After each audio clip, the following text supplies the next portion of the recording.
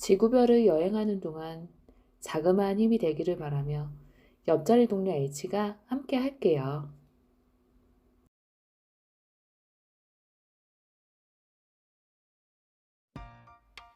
안녕하세요. 옆자리 동료 H입니다. 오늘은 결혼 만족도에 대해서 수다를 한번 떨어볼까 해요. 제가 결혼 만족도가 높다고 하면 결혼 후 상대방이 내 마음에 거슬리는 일은 하지 않고 나에게 모든 것을 맞춰주는 사람을 만나서 사랑만 받고 사는 걸로 착각하시는 분들이 계신 것 같아서 왠지 억울하기도 해서 해명 플러스 결혼 만족도에 대해 이야기를 해보려고 합니다. 예전 방송 지금 이 순간을 살아라 라디오 명상에서 말씀드렸지만 인간의 희노애락이 나만 안 거치고 갈 수 없는 것처럼 100%다 상대방이 나에게 맞춰줘서 문제가 하나도 없는 결혼 생활이란 불가능에 가깝겠죠.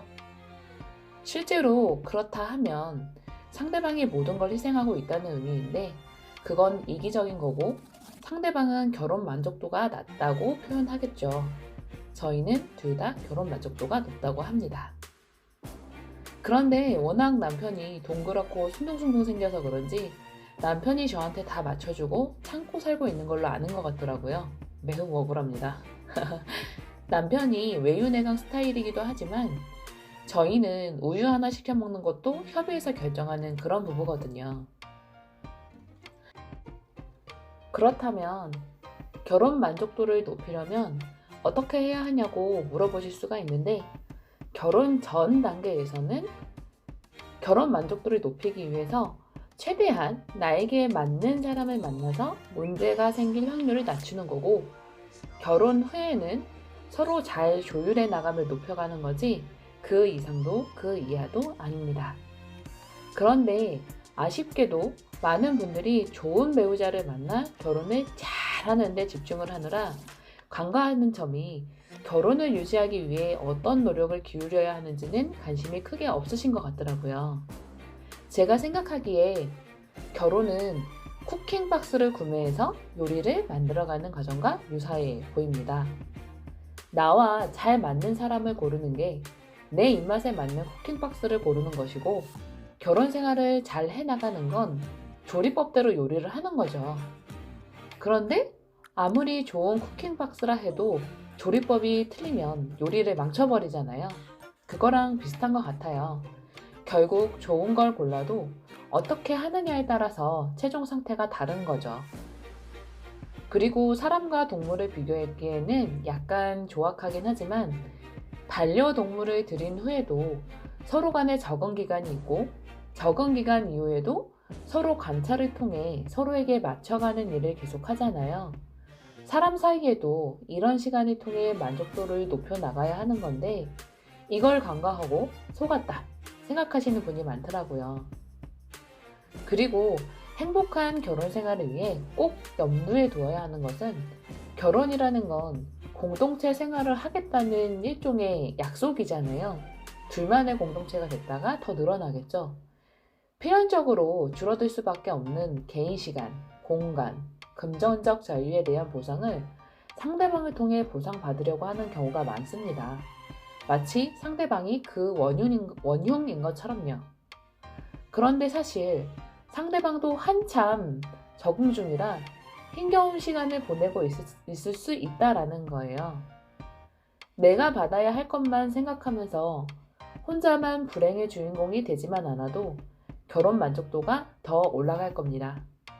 만약 억울하다, 너 때문이다, 혹은 결혼 지도는 불합리하다 라는 생각이 든다면 불만을 가슴에 품고 있기보다는 배우자와 최선의 방법을 찾기 위해 서로 해결책이 나올 때까지 협의하고 노력하며 해소를 해야 되는 부분이지요.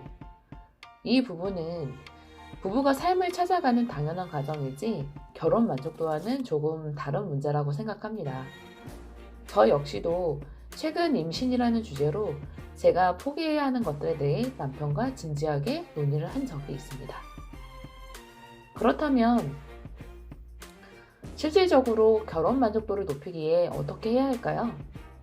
저는 그 방법은 행복하고 평화로운 순간에는 누구나 천사가 될 수 있기 때문에 스트레스가 있는 갈등 상황에서 상대방을 어떻게 대하느냐가 관건이라고 생각합니다.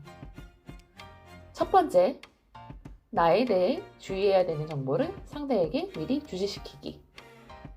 예를 들어, 저는 한 해가 저물어가는 겨울에 굉장히 우울해지고 예민해집니다. 그 해에 계획한 일들의 달성률이 저조했다거나 일조량의 감소는 시방 저를 한 마리의 짐승으로 만듭니다. 이 시기에는 예상치 않은 반응을 보일 수 있으니 상처받지 말았으면 한다고 남편에게 미리 이야기를 해두었지요. 물론 저도 분노한 짐승이 안 되도록 조심하고 있습니다. 두 번째, 안 좋은 상황에서도 유머 감각을 잃지 말기. 해악과 풍자라는 말이 괜히 있는 게 아니겠죠? 상황을 똑바로 인지하는 것도 중요하지만 거기에 유머 한 스푼만 섞여도 상황이 견딜만해지거든요. 헛소리 같아도 절망적인 순간에 농담 한마디는 서로의 밑바닥을 확인하기 전에 안전망이 되어줄 수도 있답니다. 세 번째는 인신공격은 절대 불허하고 서로의 바닥을 긁지 않으려 노력하기. 사실 세 번째가 많이 어렵죠. 그런데 한 번 바닥을 긁으면 다음번은 쉽사리 그 단계까지 가버리기 때문에 머릿속에서는 온갖 쌍욕이 난무해도 내가 왜 화가 나고 있는지를 잘 정리해서 상대방에게 우아하게 전달하려고 노력해야 돼요. 저는 남편의 엄마가 아니고 남편도 제 아빠가 아니죠. 남과 남이 만났으면 응당 지켜야 할 것들이 있어요. 물론 그 선은 부부 특성에 따라 다를 수 있겠지만 지킬 건 지킨다 라는 인식을 갖고 있어야 됩니다. 부부 사이에 그게 웬 말이냐 이럴 수 있는데 서로 막대하기 위해서 결혼한 게 아니잖아요. 사랑스럽고 존귀한 사람과 만났다면 그에 맞는 대우를 해줘야 되는 거죠.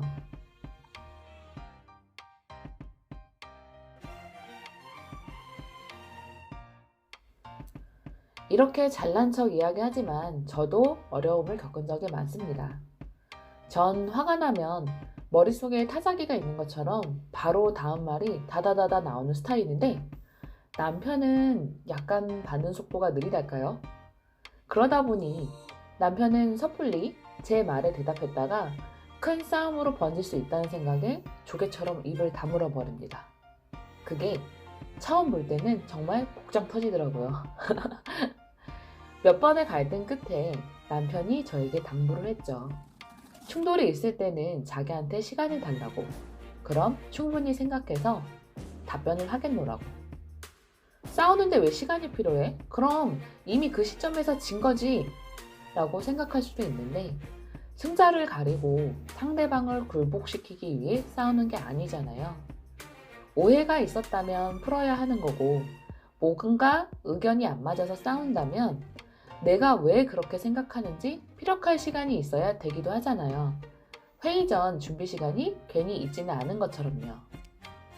누군가는 그 주제에 대해 생각을 많이 했기 때문에 할 말이 많을 수도 있지만 상대방은 그렇지 않을 수 있으니 시간을 주는 것도 필요하다는 생각에 조금씩 기다리는 시간을 연습하는 중입니다. 그리고 사실 저희 부부는 부부 사이보다 다른 것들이 원인이 되어 싸울 때가 많아서 중간중간 상황 검토를 해야 될 때가 많더라고요. 제가 말한 결혼 만족도가 높다는 의미는 이런 방법을 통해 서로 맞춰갈 수 있는 여유가 있고 행복한 날은 꽤 많이 행복하기 때문에 행복하다고 말한 겁니다. 앞으로의 결혼 생활에 참고하셨으면 하는 생각에 영상을 만들어 올려드립니다.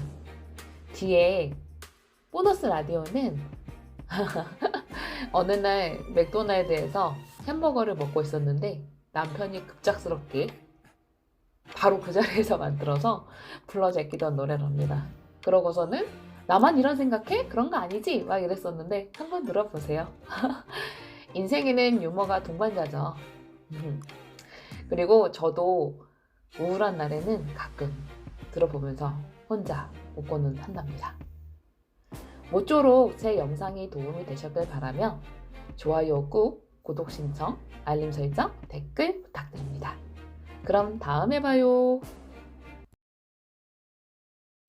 예. 패티 상추 치즈빵 스웩 스웩. 패티 상추 치즈빵 스웩 스웩. 어디서부터 한 입 먹어야 돼? Why so serious?